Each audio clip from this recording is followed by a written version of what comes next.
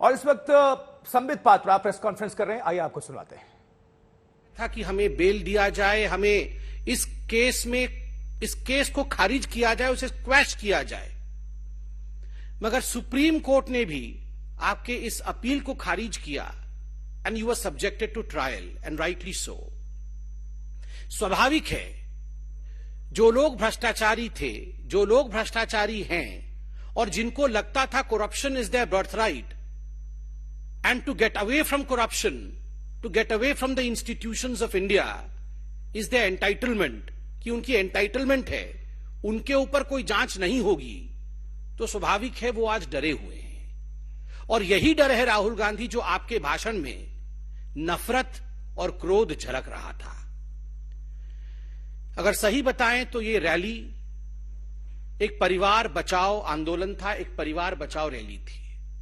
जिस प्रकार से नेशनल हेराल्ड केस में खुद इनके पूर्व मुख्यमंत्री, 4 बार के मुख्यमंत्री उत्तर प्रदेश के, दशकों पहले जिनकी मृत्यु हो चुकी है, उन्होंने भी नेशनल हेराल्ड के विषय को उठाया, और आज गांधी परिवार को लग रहा है कि वो संपूर्णतः घिर गए हैं, तो अपनी साख को बचाने के लिए, अपने अस्तित्व को बचाने के लिए उन्होंने इस रैली का स्वांग किया है। राहुल जी, आज भी आप पहले तो 5 उद्योगपति कहते थे, उसमें 3 उद्योगपति कम हो गए, आज 2 उद्योगपतियों के विषय में आप बात कर रहे थे। 2014 से ही आप कहते आ रहे हैं उद्योगपति उद्योगपति। राहुल जी, जहां तक आपका यह स्टेटमेंट है कि यह देश 2 उद्योगपतियों का है, बड़े स्पष्ट रूप से हम कहना चाहेंगे कि आपकी पार्टी केवल परिवार के 2 सदस्यों की पार्टी है। यह देश भारतीयों का है। आपकी पार्टी सबकी नहीं है, आपकी पार्टी तमाम कांग्रेसियों की नहीं है। आप देश की बात करते हैं। You can not share Congress with congressman today. Rahul ji and Sonia ji, in fact, you have not shared, the family has not shared Congress with its own members. केवल 2 परिवार के सदस्य, सोनिया जी और राहुल जी, एक म्यूजिकल चेयर के अंतर्गत अध्यक्ष बनते जा रहे हैं। कोई तीसरा व्यक्ति इस पार्टी का अध्यक्ष तक नहीं बन सकता। वो आज देश के विषय में और उद्योगपति के विषय में कमेंट कर रहे हैं। बंधुगण, आज एक दुखद घटना घटी है। एक लीडर ऑफ ऑपोजिशन ने, देश के एक सांसद ने, एक पूर्व पार्टी के अध्यक्ष ने जिस प्रकार के भाषा का प्रयोग संवैधानिक संस्थाओं के लिए किया है, यह चिंता का विषय है। राहुल गांधी ने न केवल मीडिया अपितु जुडिशियरी और इलेक्शन कमीशन को आड़े हाथ लिया, तीनों स्तंभों को बिका हुआ बताया और उद्योगपतियों के दबाव में बताया। मैं पूछना चाहता हूं मीडिया से, मीडिया के बिना हम अधूरे हैं। मीडिया के बिना लोकतंत्र कभी स्वस्थ रूप से आगे नहीं बढ़ सकता है। Without media this democracy is incomplete. Democracy can never move ahead if you do not support media and the media does not support us. Astonishingly, the language that Mr. Rahul Gandhi used for media today was abysmally low. जिस प्रकार से media को generalise term में सबको बिका हुआ बताया गया, मुझे लगता है आज मीडिया को भी सोचना पड़ेगा कि आखिरकार वो राहुल गांधी से सवाल कब करेंगे। और सुप्रीम कोर्ट से भी आज हम, from this high table of Bharatiya Janata Party, we would like to appeal, your lordship, this is contempt of court. जब इंडियन जुडिशियरी को राहुल गांधी भरे मंच पे खड़े होकर रामलीला मैदान में, जिसका प्रसारण समस्त भारत में हो रहा हो, जब जुडिशियरी को राहुल गांधी बिका हुआ, दबाव में काम करता हुआ बताते हैं, तो कहीं ना कहीं the attack is directly on the constitution of India. यह भारत के संविधान के ऊपर हमला है, यह जुडिशियरी की इंडिपेंडेंस के ऊपर हमला है। और हम तो आग्रह करेंगे, इसमें जुडिशियरी को सुओ मोटो कॉग्निजेंस लेना चाहिए राहुल गांधी के इस वक्तव्य का। और ये कोई पहली बार कांग्रेस पार्टी के नेता इस भाषा का प्रयोग जुडिशियरी के लिए नहीं कर रहे हैं। आज विश्व में अगर सबसे कायदे से काम करने वाली, सबसे सशक्त जुडिशियरी किसी की है, सबसे इंडिपेंडेंट जुडिशियरी किसी की है, तो वो हिंदुस्तान की है। आज विश्व में अगर इलेक्शन कमीशन ने कीर्तिमान स्थापित किया है, इतने बड़े देश में जहां हर समय चुनाव होते रहते हैं, परिपक्वता के साथ नॉन बायस तरीके से अगर चुनाव लड़वाने का काम किसी ने किया है तो हिंदुस्तान के इलेक्शन कमीशन ने किया है। ये वह कांग्रेस पार्टी है जो बार बार इलेक्शन कमीशन को धता बताती है, नाच न जाने आंगन टेढ़ा। खुद इलेक्शन लड़ नहीं सकते हैं और इलेक्शन कमीशन को बिका हुआ बताते हैं, उद्योगपतियों के दबाव में काम करने वाले बताते हैं। यह बहुत ही चिंता का विषय है और मुझे लगता है प्रत्येक हिंदुस्तानी को इसका संज्ञान लेना चाहिए। जुडिशियरी, इलेक्शन कमीशन, मीडिया को बिका बताने वाला नेता कभी भी सही मायने में नेता नहीं हो सकता। और जहां तक जांच एजेंसियों का सवाल है, भ्रष्टाचारियों को डरना चाहिए। जिन लोगों ने देश के करोड़ों रुपए का गबन किया, जो लोग आज बेल पे बाहर हैं, कांग्रेस के दर्जनों नेता आज बेल पे बाहर है because of the humongous corruption that they have committed. और स्वाभाविक है, भ्रष्टाचार किया है तो जांच होगी। इसलिए यह बताना कि एजेंसीज उद्योगपतियों के लिए काम कर रहे हैं, कहीं ना कहीं आपके अंदर के गिल्ट भाव को, आपके अंदर के ग्लानि भाव को दर्शाता है। राहुल जी, आपने कहा कि हिंदुस्तान की जो हालत है वो खराब है। राहुल जी, हिंदुस्तान की हालत आज क्या है शायद आप नहीं जानते हैं, मगर हम आपके नॉलेज को दुरुस्त करते हैं। Let me enlighten you as to what is the condition of India today.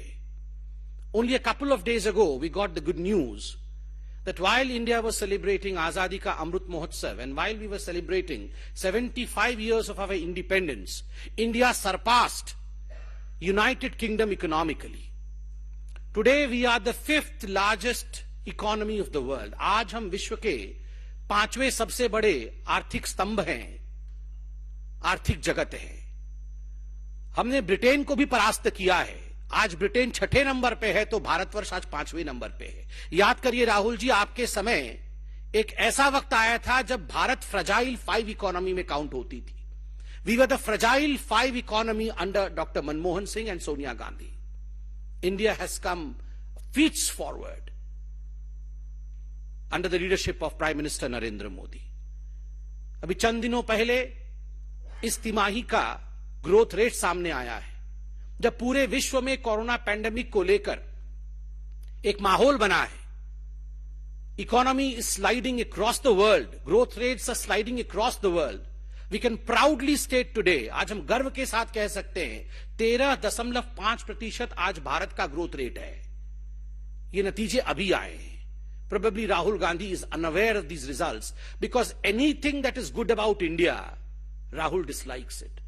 Bharat के विषय में कुछ भी अच्छा होता है वो राहुल गांधी को पसंद नहीं है। ब्लूमबर्ग तो राहुल गांधी आप जानते ही होंगे। भारतीय कंपनियों के नाम तो आप नहीं जानते, मगर ब्लूमबर्ग को तो जानते होंगे। अभी चंद दिनों पहले ब्लूमबर्ग ने कहा कि India will never go into recession. Bharat कभी भी रिसेशन में जा नहीं सकती है because of basics are strong. Under the leadership of mister Narendra Modi, हमारे प्रधानमंत्री के नेतृत्व में भारत इस प्रकार से सशक्त हुआ है कि हम कभी भी मंदी की तरफ गति नहीं करेंगे। और आप कह रहे हैं हिंदुस्तान की हालत खराब है। कोरोना के बावजूद हिंदुस्तान ने जिस प्रकार अपने आप को संभाला है, यह अपने आप में बहुत बड़ी बात है।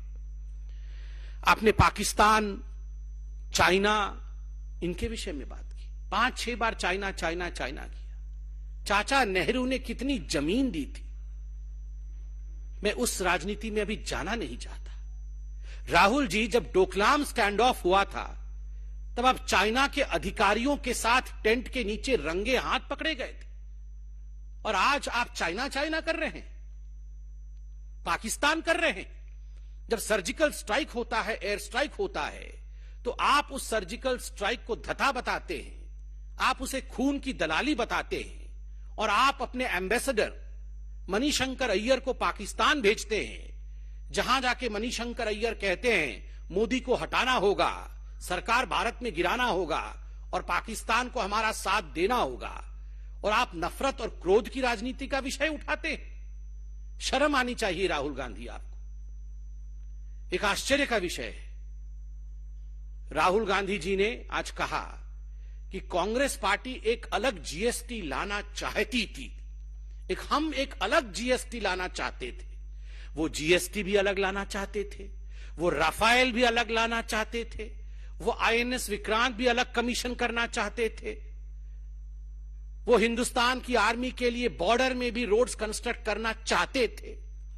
मगर 70 वर्षों तक सत्ता में रहने के बावजूद ये सब केवल वो चाहते थे, हुआ कुछ नहीं, क्योंकि कमीशन खा करके ये सारे काम डस्टबिन में चले जाते थे। Your performance was zero, you lived only in selling dreams, केवल सपनों को बेचना। दादाजी कहते थे गरीबी हटाना है, नानी जी कहती थी गरीबी हटाना है, पिताजी कहते थे गरीबी हटाना है, माताश्री कहती थी गरीबी हटाना है। मगर आलम यह था कि 2014 से पहले 22% लोग भारतवर्ष में गरीबी रेखा से नीचे थे और आज 12% लोग इस गरीबी रेखा से ऊपर उठ चुके हैं, और जो लोग गरीबी रेखा से नीचे रहते हैं वो अब 10% रह गए हैं। तो स्वाभाविक रूप से कौन गरीबी रेखा से ऊपर उठा रहा है और कौन केवल गरीबी हटाओ का नारा देता था और गरीबों के लिए काम नहीं करता था, इस विषय में बताने की आवश्यकता नहीं है। आप सब ने देखा होगा कि कोरोना के बावजूद 0.8% लोग जो अत्यधिक गरीब थे, कोरोना के बावजूद इस आंकड़े में किसी प्रकार की बढ़ोतरी नहीं हुई। 0.8% लोग ही उस स्टैटिस्टिक लिमिट में रहे, और आईएमएफ ने और वर्ल्ड बैंक ने इसकी सराहना की कि जिस प्रकार से भारतवर्ष ने इसको मैनेज किया है, कि गरीबी में किसी प्रकार की बढ़ोतरी नहीं हुई पेंडेमिक के बावजूद, ये अपने आप में, this is a telling story, ये अपने आप में एक बहुत बड़ा विषय है। आज राहुल गांधी महंगाई के विषय में बोल रहे थे। उन्होंने आटा भी लीटर्स में आज कन्वर्ट किया है। वो जानते नहीं है आलू मिट्टी के नीचे होता है, आलू ऊपर होता है, आटा सॉलिड है या आटा लिक्विड है, मगर बोलते हर विषय में। मगर Rahul ji, to enlighten you, एक ऐसा कालखंड था यूपीए के राज के समय जब 22 महीनों तक जो महंगाई दर है वो 9% या 9% से ऊपर रही for a continuous phase of 22 months। That was the red zone of India, जब जीडीपी नीचे थी और इन्फ्लेशन ऊपर थी। और एक ऐसा भी समय था, for the first time the inflation in the country had gone to double digits.